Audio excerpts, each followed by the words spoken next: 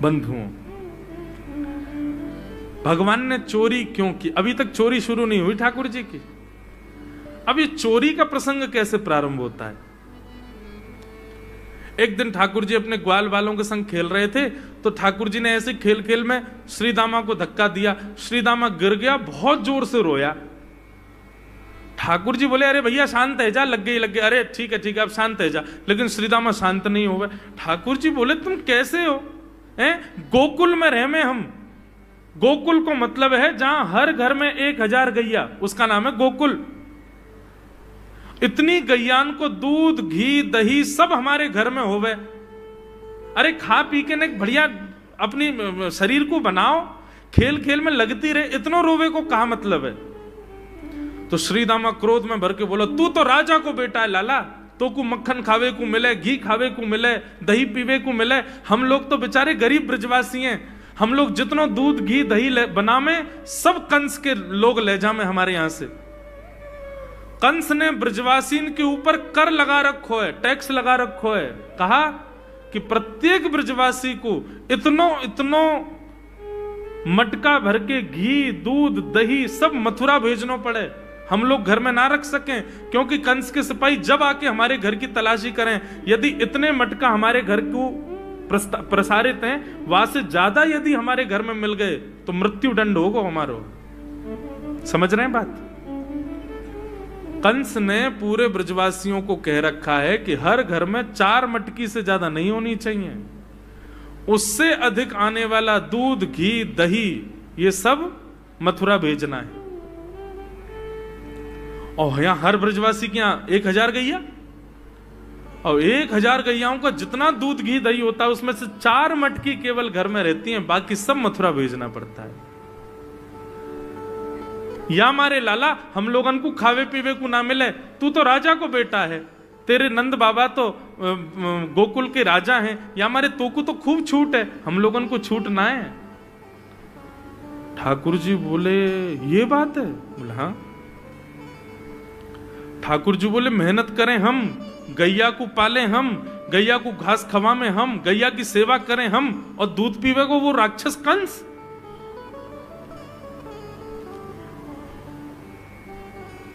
अभी तो मैं छोटा हूं, मेरी बात कोई मानेगा नहीं, लेकिन प्रलय तो अब तक लानी पड़ेगी। और कैसे लाएंगे? बोले, राजी राजी यदि मक्खन दूध दही नहीं मिल लो तो चोरी करके खाओ। हमारो ही मक्खन है, हमारो ही दूध है, हमारो ही दही है, लेकिन अभी हम बालक हैं, हम ज्यादा कछु बोलेंगे हमारी कोई बात मानेगो ना। लेकिन ये सद वस्तु कुपात्र के हाथ में नहीं जानी चाहिए। राजी राजी नहीं मिलता तो चोरी करके खाओ। जब कर देवे को नंबर आवेगो तो सब पूछेंगे, भाई कहां गए मक्खन दूध दही? बोले घर में तो है ना। बोले तो कहां गए? बोले चोर चोरी कर ले गए। और यही भाव से हम ब्रजवासी को खावे पीवे को मिला करेगो। मधुमंगल श्रीदाम बोले, लाला तू जो कहेगो सो करेंगे, लेकिन चोरी नहीं करेंगे।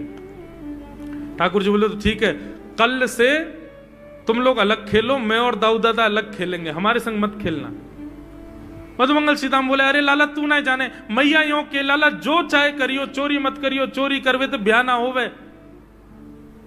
ठाकुर जी बोले, ब्याह की पड़ रही है तो है, ब्याह ना होवे। ऐसो पत्र पूछ रहा सो है गयो, पत्रो दुबरो सो तू सीख जैसो है गयो, तो कौन ब्याह करेगा ऐसे?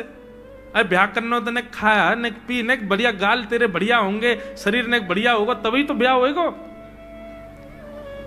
अब भैया हमारी बात सुन लो, जितने अच्छे काम करने सब आज कर लो, कल से चोरी करेंगे, पूरे ब्रजमंडल में आतंक मचाएंगे, हमारो ही दूध घी दही है और हम ही चोरी करके खाएंगे। ठाकुर जी ने चोरी क्यों की? क्योंकि सारा गौरस बेवजह मथुरा भेजा जाता था, और मथुरा से कंस पूरे भारत में वितरित करके खूब धन कमाता था। इस वजह से ब्रजवासी प्रताड़ित होते थे, क्योंकि गैया के लालन पालन में जितना खर्चा होगा सब करो ब्रजवासी। 4 मटका दही। अच्छा, प्राचीन जब ठाकुर जी पृथ्वी पर पधारे तब कोई व्यापार नहीं था, ब्रजवासियों पर एक ही व्यापार था, 2 व्यापार थे, या तो घी बेच के दही बेच के दूध बेच के धन कमाओ, या फिर खेती बाड़ी करके अनाज बेच करके धन कमाओ। वही तो व्यापार था, उसमें भी 4 मटके मिलते थे, 4 में से 3 को तो बेच देते थे, 1 में पूरा घर चलता था। ये हालत थी ब्रज की। इसलिए ठाकुर जी ने कहा कि भैया राजी राजी नहीं तो गैर राजी, हम जितने बाकी की मटकी मथुरा भेजे वाली उनको सबन को तोड़ फोड़ करेंगे, उनमें से मक्खन निकाल निकाल के खाएंगे, एक दूसरे को खवाएंगे और सब यहीं रहेगो, मथुरा नहीं जाएगो कछु भी। इसलिए ठाकुर जी ने चोरी की।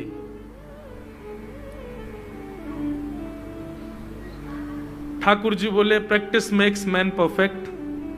सबसे पहले प्रैक्टिस अपने घर में ही कर लें कैसे करनी है चोरी। सो अगले दिन ठाकुर जी सवेरे उठे और देखने लगे यशोदा मैया देख तो नहीं रही, और ठाकुर जी चुपचाप गए महाराज जहां पर सारे मक्खन दूध दही रखे, वहां पहुंच गए गौरस भंडार में। और गौरस भंडार में एक मटकी के ऊपर से ढक्कन हटाए करके जैसे ही ठाकुर जी ने हाथ बोर के पानो प्रारंभ किया, सामने एक खंबा था, उसमें मणि लग रही थी। आज पहली बार 3.5 वर्ष की आयु में ठाकुर जी ने अपना प्रतिबिंब देखा, पहली बार अपने आप को देखा दर्पण में।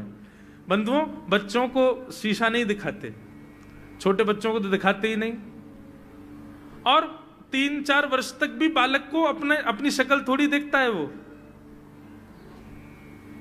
अब इसके पीछे कारण बहुत सारे बताए जाते हैं, परंतु हमें तो लाल जी से मतलब, लाल जी का क्या है। ठाकुर जी ने जैसे ही प्रतिबिंब में अपने रूप को देखा, अपने रूप को देख करके ठाकुर जी बोले, हो तू भी आयो यहां चोरी करवे। अपने आप से ही बात कर रहे हैं ठाकुर जी। अरे मैंने कही तो हती अपने अपने घर में चोरी करनी है, तू दारी के मेरे घर में आगो चोरी करवे। ठाकुर जी अपने प्रतिबिंब से बात कर रहे हैं। अब गौरस भंडार में ठाकुर जी की आवाज गूंज रही थी और वो गूंजते हुए रसोई घर में जा रही थी। रसोई में मैया ने सुनी, बोले लाला कहां ते बोल लो है, उठ गयो कन्हैया, मुझको पतो भी ना चली, नूपुरन की आवाज ना आई। मैया दौड़ करके गई तो देखा ढूंढते ढूंढते गौरस भंडार में ठाकुर जी अपने प्रतिबिंब से बात कर रहे हैं। कितनी सुंदर झांकी है ठाकुर जी की। ठाकुर जी मक्खन पा रहे हैं। बोले अच्छा अब आ तो गए हो यहां पे, लेकिन सुन चुपचाप चोरी करके भाग जाइयो, मेरी मैया बहुत मारेगी तो को। बाकू यदि पतो चल गई तू चोरी कर रहा है तो को उखलते बांध देगी, मेरी मैया बहुत मारेगी। चुपचाप चोरी कर और निकल ले यहां से। ठाकुर जी चोरी की बात कर रहे थे, यशोदा मैया ने पीछे से सुनी, लाला ओ कन्हैया। ठाकुर जी घबरा गए, मैया कैसे आ गई। हाँ मैया, कौन से बात कर रहे हो तू। अरे मैया देख हमारे घर में चोर घुसायो है। अपने प्रतिबिंब को दिखा करके ठाकुर जी कह रहे हैं, देख मैया हमारे घर में चोर घुसायो, जे चोरी कर रहे हो हमारे यहाँ के मक्खन की, तो मैं यहाँ को पकड़वे आयो हूं। नन्हे से गोपाल जी, बहुत मधुर लीला। मैया हंस भी रही है और क्रोध भी कर रही। बोले अच्छा जो चोरी कर रहे हो। बोले हाँ। चल याकू तो मैं पकड़ लूंगी, लेकिन जे बता तेरे हाथ में मक्खन कैसे लगो, तू तो याकू पकड़ भी आयो ना। अब मैया याकी मैं कहा बताऊं, तेने मेरे हाथ में पद्म राग के ऐसे ऐसे बढ़िया कंगन पहना रखे हैं, कड़ूला पहना रखे हैं सोने के। जब मैं धूप में निकलूं ना तो धूप की किरण से मुंह को बहुत जलन है जाए हाथ में। तो कल मेरे सखा मधुमंगल ने मुझसे कही, बोले लाला जे जलन तेरी दूर रह जाएगी, तू मक्खन में हाथ बोर लियो अपनो, सोई तेरी जलन दूर रह जाएगी। या हमारे मैया जलन हटावे के काजे मैंने हाथ बोरो है। मैया बोली अच्छा चल लाला, यहां तो तेरे जलन है रही और यहां मक्खन कैसे लगो। ठाकुर जी बोले मैया मैं अपनी जलन दूर कर रहा हूं। इतने में जन कहां थे एक मक्खी आके मेरे मुंह पे बैठ गई। बाकू उड़ावे के काजे मैंने जैसे मुंह पे हाथ किया सो मक्खन मेरे मुंह पे लग गो। मैया बोली लाला तू चोरी भी करन लगो और अब झूठ भी बोलन लगो मुझसे। मैया ने गोदी में बैठा लिए लाला। बोले लाला तू चोरी नहीं करेगो, तू मेरी सौगंध खा, तू आज के बाद चोरी नहीं करेगो। ठाकुर जी बोले ना करूंगा मैया, लेकिन एक वचन दे। बोले कहा चाहिए वचन में। बोले पहले वचन दे, जो मांगूंगा सो देगी। मैया बोली जो मांगेगा सो दूंगी, चोरी छोड़ दे। बोले सौ खाऊं पर घर ना जाऊं मैया, अब ना करूंगो चोरी, अब ना करूंगो मैया। पर सांची कह कब लावेगी मोकू तू दुल्हन गोरी। मैया मैं चोरी छोड़ दूंगा आज ते बंद, पर यूं बता मेरा ब्याह कब करावेगी। मैया बोली लाला तू अभी नेक सो तो है, छोटो सो तो है, नेक बड़ो है, जा फिर तेरो ब्याह कर दूंगी। और ये ब्याह की तू कौन सिखावे तो को ब्याह की बात। बोले मैया ये श्रीदामा मोकू भरतो रे पूरे दिन, तू ब्याह कर ले, तेरी उम्र है गई, बुढ़ापा आ जाएगा। मैया बोली आप मधुमंगल है तो मैं बताऊंगी, है 3.5 बरस के छोरा तो यूं करो बुढ़ापा आ जाएगा। अभी खड़ो है वो सीखो, अभी बोलना सीखो, यानी दांत भी पूरे ना आए और ब्याह की बात करे। बोले मैया मैं यूं थोड़ी कह रहा हूं, मुझको बड़ी बहू लिया, छोटी सी लिया, इतनी बड़ी लिया कि जेब में धर के मैं गैया चरा भी चलो जाया करूं, ऐसी बहू लिया मुझको। मैया बोली कैसी बहू चाहिए तो को बताइए ने, और तू जाने बहू कौन थे के। मैया बोले हाँ मैं जानू। ठाकुर जी बोले मैं जानू, मैं बहू कौन थे के। बोले जैसे नंद बाबा की तू बहू है ऐसी मेरी बहू आ जाएगी। बहुत मधुर लीला है, ऐसी ठाकुर जी लीला करते हैं।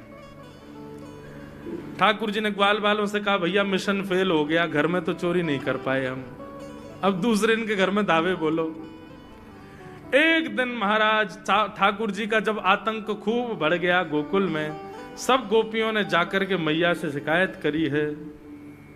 वत्सान मुंचन क्वचित समय क्रोश संजात हास, स्तेयं स्वाद्वद्धिपयः कल्पितैस्ते योगै, मरकान् भोक्षन् विवजति सचेन्नात्रिभाण्डं भिनत्ति, द्रव्यालाभे सग्रह कुपितो यात्युपक्रोशतो कान्। सब गोपियों ने जाकर के मैया से शिकायत करी। बोले मैया अपने लाला को संभाल लियो, नहीं तो कावदना हम देख लेंगी और फिर हमसे मत कहियो कि तेने मेरे लाला से यूं क्यों कही। मैया बोली कहा क्यों मेरे लाला ने। गोपी बोली ये बस सुन लो और यूं बताइयो कहा ना करे तुम्हारो लाला। देख वे मैं 3.5 बरस को है, बाकी पेट में इतनी बड़ी बड़ी दाढ़ी है बाकी।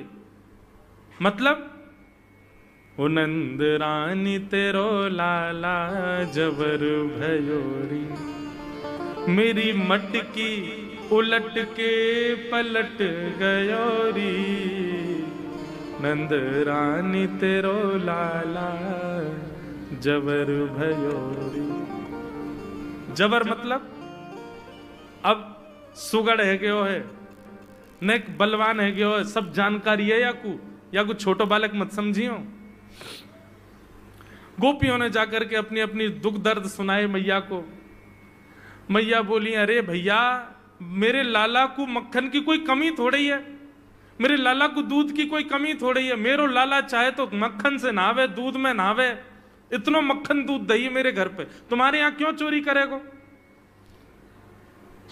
अरे कई बार बालकन को अपने घर को भोजन बढ़िया ना लगे, दूसरे के घरन को बढ़िया लगे। अगर बार ने तुम्हारे यहाँ के नेकाद मक्खन खा लिया तो वहां इतना रो क्यों रही हो। मैया आपको अपनो लाला बहुत सीधो लगे ना, हम बताएं कहा करे तुम्हारो लाला। बोले स्वयं खावे हमको कोई दिक्कत नहीं, लेकिन या की एक पूरी मंडली है और पूरी रजिस्टर्ड मंडली है, बाल गोपाल चौर प्रचार प्रसार मंडल, ये घर घर जाके चोरी करते हैं। और मैया तुम्हें कहा बताऊं, जैसे ही कोई गोपी के नयो बालक होवे ना तो तुम्हारो लाला पूरे मंडल के साथ आवे और वह लाला के सिर पे हाथ धर के, छोटे से बालक के सिर पे हाथ धर के बस 1 वर्ष की प्रतीक्षा, फिर तुम भी हमारी मंडली में आ जाओगे। पूरे गोकुल में भय है तुम्हारे लाला को। बोले स्वयं खावे, ग्वाल बालन को खवावे। मैया यहां तक भी बात समझ में आवे, ग्वाल बालन को खवावे। मरकान भूक्षण, यो नहीं कि नेकाद मक्खन बच जाए तो रहम करके हमारे काज छोड़ जाए, वाकू बंदरन को खवा दे। एक गोपी बोली मेरे यहां तो इतनो मक्खन की स्वयं ने खा लियो, बालकन को खवाए दियो, बंदरन को, फिर भी बच गयो, तो भी छोड़ के नहीं गयो। बोले नात्री भांडम भिनत्ती, फोड़ गयो मटकी। और बोले मक्खन को कहा कियो? बोले पूरे घर में लेप लगा गयो, वाको पूरे घर में पोंछा कर गयो मक्खन को। मैं और मेरी सास यमुना जल भरवे गए, सिर पे मटकी 2-3 मटकी रखी, बड़े अचक के हम लोग चल रहे, हमें कहा पतो ही कि हमारे घर में मक्खन चीकने के लेप है गयो। मेरी सास ने जैसे पहलो पैर रखो घर के भीतर, ऐसी रिपटी कि आज तक उठ ना पाई है। ये तुम्हारो लाला करे? नात्री भांडम भिनत्ती। यशोदा मैया आश्चर्यचकित होकर सुन रही है। बोले ये नेक्सो लाला ये करे? बोले हाँ मैया। एक गोपी बोली मैया अगर चोरी करे तो दिक्कत, और यदि किसी कारण से हमने लाला को रोक दियो, चोरी नहीं कर पाए हमारे घर, तो हमारे रोने क्यों? बोले चूल्हा में ते कोयला लेके आवे और वह घर के बाहर एक हवा बना जाए, और यूं के अब जब तक या घर से मक्खन नहीं मिलेगा या के घर के लोग भूखे रहेंगे, और इन लोगों को भोजन छुड़वाने की जिम्मेवारी हमारी। बोले कहा करे फिर? बोले मैया भोजन बनना होगा, चूल्हे पे भोजन रखो रे, तो ग्वाल बाल सब ताकते रहे कब भोजन बनने को समय आवेगो। जैसे ही कछु और काम करवे के काजे गोपी ने कुट के जावे, तो कहो तो बाकी कढ़ैया में खूब सारो पानी डाल जाएंगे, सब्जी ना बन पावेगी, आटे में नमक फेंक जाएंगे। एक गोपी बोली मेरे यहां जो कियो वो तो कोई के यहां ना कियो होगो। बोले कहा? बोले मेहनादी निवास्तव, मेहनादी निवास्तव। क्या किया? बोले मैया 3 दिन तक प्रयास कियो तुम्हारे लाला ने, मेरे घर से चोरी नहीं कर पाए हो, तो टेढ़ी सी नजर करके बोलो कल तेरे घर में सब लोग भूखे रहेंगे, भोजन ही नहीं बनेगा तेरे यहां। मैंने कि लाला चल बात मत बना, भग जाए तो चल। और मैया माने वो कर दियो। बोले कहा कियो?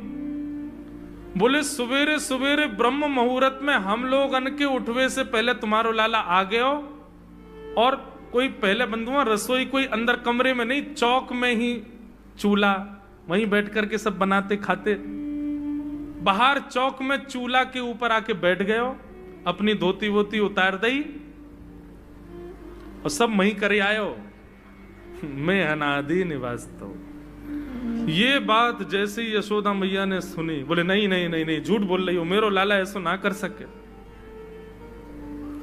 परीक्षित जी कथा सुनते सुनते बोले जय जय सुखदेव जी, क्या ये सत्य है? ठाकुर जी ने ऐसा किया? सुखदेव जी कहते हैं कुछ बातें सत्य हैं, कुछ गोपियां जबरदस्ती लगा के बोल रही हैं कि कहीं मैया डांटवे के काजे लाला को हमारे सामने बुला दे और हम लाला को दर्शन कर लें। ये गोपियां उल्हाने लेकर के लाला को देखने आई हैं। इनमें से कुछ बातें तो सत्य हैं, पर ये सब बातें इतनी सत्य नहीं है। ये सब तो जबरदस्ती गोपियां बोल रही हैं। क्यों? ताकि मैया नाराज हो जाए और लाला को हमारे सामने अभी डांटे तो रूठे भय लाला को मुख हम देख लेंगे। बहुत सारी लीलाएं हैं, मैंने कई तो अभी बताई नहीं है। इतने मधुर मधुर लीला ऊधम करते हैं ठाकुर जी। इस प्रकार ठाकुर जी पूरे ब्रजमंडल में गौ रस को चोरी करते हैं। वास्तव में मक्खन नहीं, ब्रजवासियों के मन को चुरा रहे हैं ठाकुर जी। सबकी एक ही आशा है, श्री कृष्ण श्री कृष्ण श्री कृष्ण। सुबह से शाम तक पूरा ब्रजमंडल केवल कृष्ण को देखने के लिए जीता है। ऐसी ठाकुर जी की मधुर लीला। एक दिन ठाकुर जी ने कोई लीला के माध्यम से घर की मटकी फोड़ दी, तो मैया ने पकड़ के ठाकुर जी ऊखल से बांध दिए। जैसे ही मैया ने ठाकुर जी ऊखल से बांधे,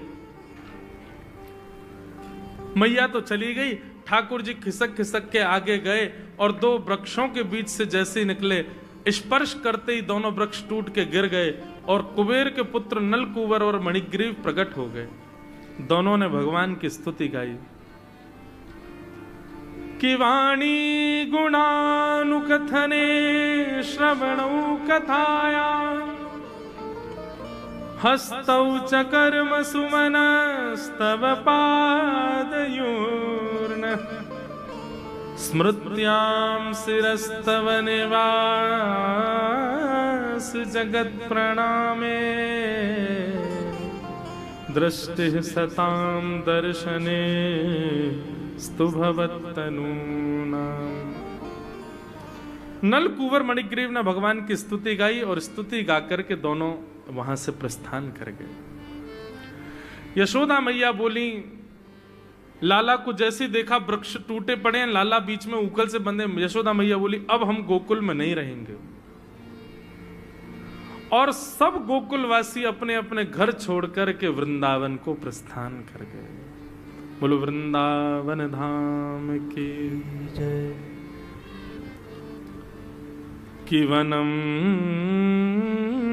वृंदावनम नाम पशव्यं नवकाननम गोप गोपी गवां सेव्यं पुण्याद्रे तृणवीरुधम। बंधुओं, वृंदावन ठाकुर जी का सबसे प्रिय स्थान है। क्यों? क्योंकि वृंदावन की रचना ब्रह्मा जी ने नहीं, वृंदावन की रचना ब्रह्म ने नहीं की है, वृंदावन की रचना श्री किशोरी जी ने की है, श्री राधा रानी ने की। आप कहोगे कैसे? भगवान जब कृष्ण लीला करने के लिए पृथ्वी पर पधार रहे थे, तब ठाकुर जी ने अपनी आह्लादनी शक्ति श्री राधा रानी से निवेदन किया कि आप भी चलो। राधा रानी बोली, क्षमा करना, हम गोलोक धाम छोड़ के नहीं जाएंगे। ठाकुर जी बोले, हम गोलोक धाम को ही नीचे ले चलते हैं। बोले, पूरा गोलोक धाम नीचे मत ले चलो, यदि आप बहुत चाहते हैं कि हम चलें तो गोलोक धाम की 3 वस्तु ले चलो। बोले, क्या? गोवर्धन, यमुना जी और हमारे द्वारा बनाया हुआ एक वन है जिसको श्री जी ने ही गोलोक धाम में बनाया है, जिसका नाम है वृंदावन। इसको ले चलो। यत्र वृंदावनम नास्ति यत्र नो यमुना नदी यत्र गोवर्धनम नास्ति तत्र नो रमते मनः।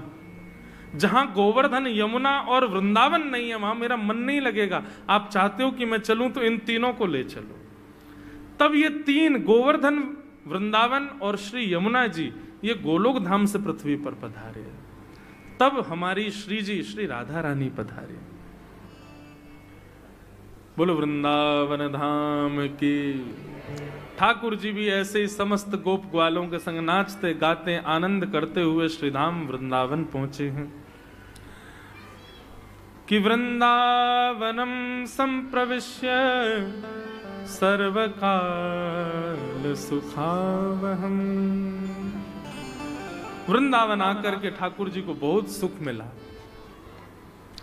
बंधुओं, मैं कथा में कहा करता हूं कि ठाकुर जी इतनी जगह लीला करने गए पर केवल वृंदावन के लिए शब्द आया सर्वकाल सुखावहम। सर्वकाल सुखावहम का अर्थ क्या है?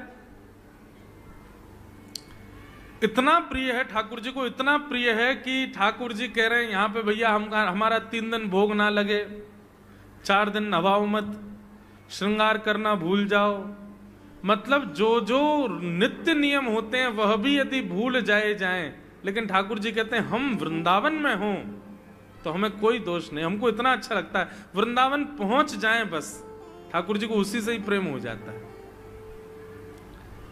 वृंदावन इतना प्रिय है ठाकुर जी को, किसी भी रूप में सही वृंदावन सुख देता है। इसलिए भैया नित्य अपने ठाकुर जी को, आप अपने लिए ठाकुर जी का नाम गाते हो पर अपने घर के ठाकुर जी के लिए वृंदावन गाया करो। ये हम वृंदावन प्यारो वृंदावन गाते हैं, इससे ठाकुर जी प्रसन्न होते हैं। ठाकुर जी को बहुत प्रिय है वृंदावन।